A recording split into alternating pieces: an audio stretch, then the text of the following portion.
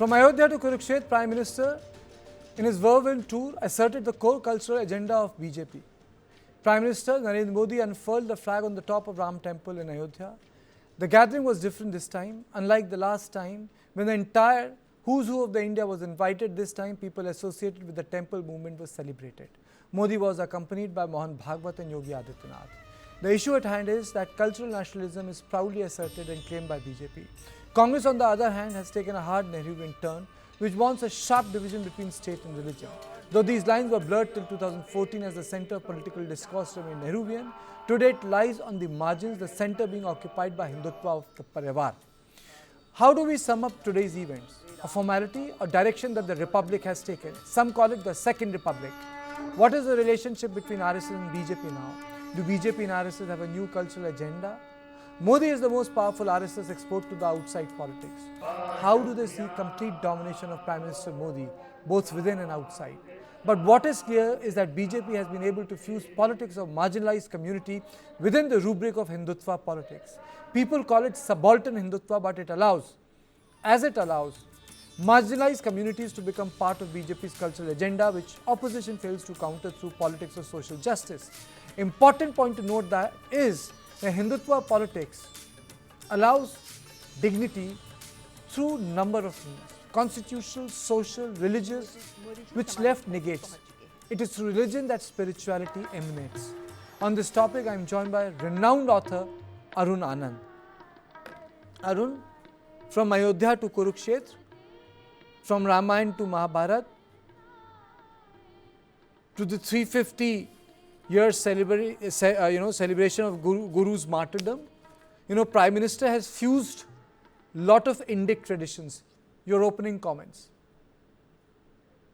I think it all has to do with overall, as you were mentioning about cultural nationalism, the core pitch of and the common denominator, you can say, or the common factor of what happened in Ayodhya today and what happened in Kurukshetra today, the events which happened in Kurukshetra today. No, Acharya, I will give you a very anecdotal quote, which will sum up, the all these events. The quote is from Acharya Dharmendra, a towering stalwart of Vishwa Hindu Parishad. He is no more. So he used to say कि अगर राजनीति को धर्म के खूंटे से नहीं बांधोगे तो वो लोकतंत्र की सारी घास चढ़ जाएगी. So this is the establishment of dharma, not religion, at the core of the governance. So this is basically the re-establishing of that civilizational value that dharma has to be at the core of everything, because dharma is something which is different from religion, and dharma is something which sustains everything.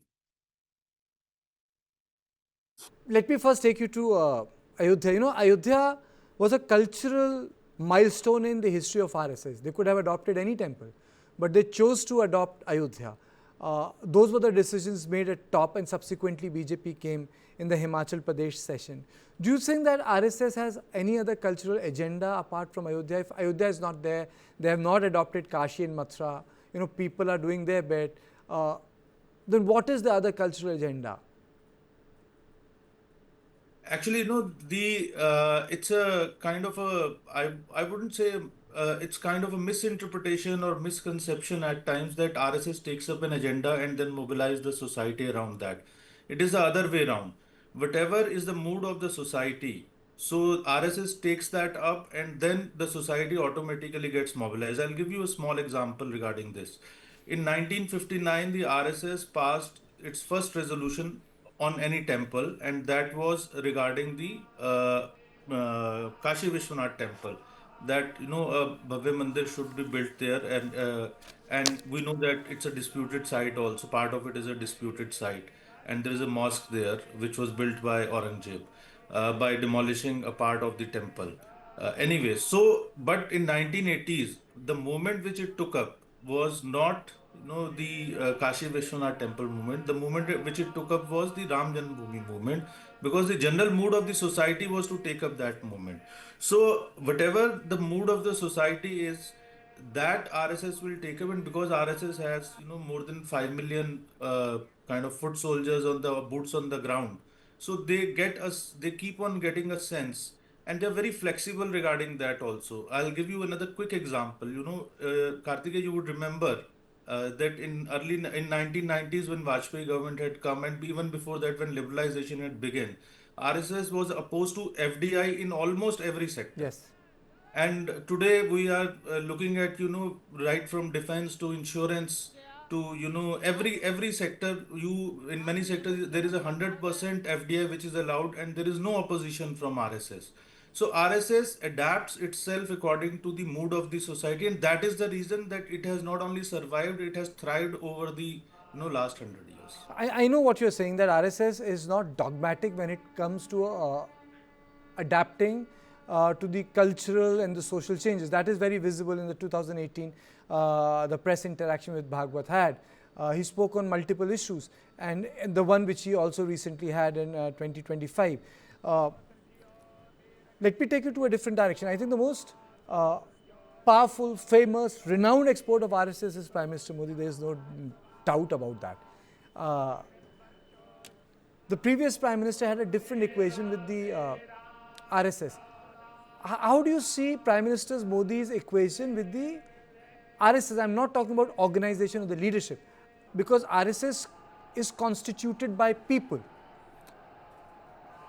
Yeah, I'll tell you, the equation between RSS and Prime Minister Modi is, of course, it's a very unique, because Prime Minister Modi has brought in, a very unique factor, that he is the first unapologetic Hindu Prime Minister Yes. of India who is not apologetic about, being an advocate, or being a votary of Hindutva. Yes. The only thing is that he sees Hindutva in a larger context.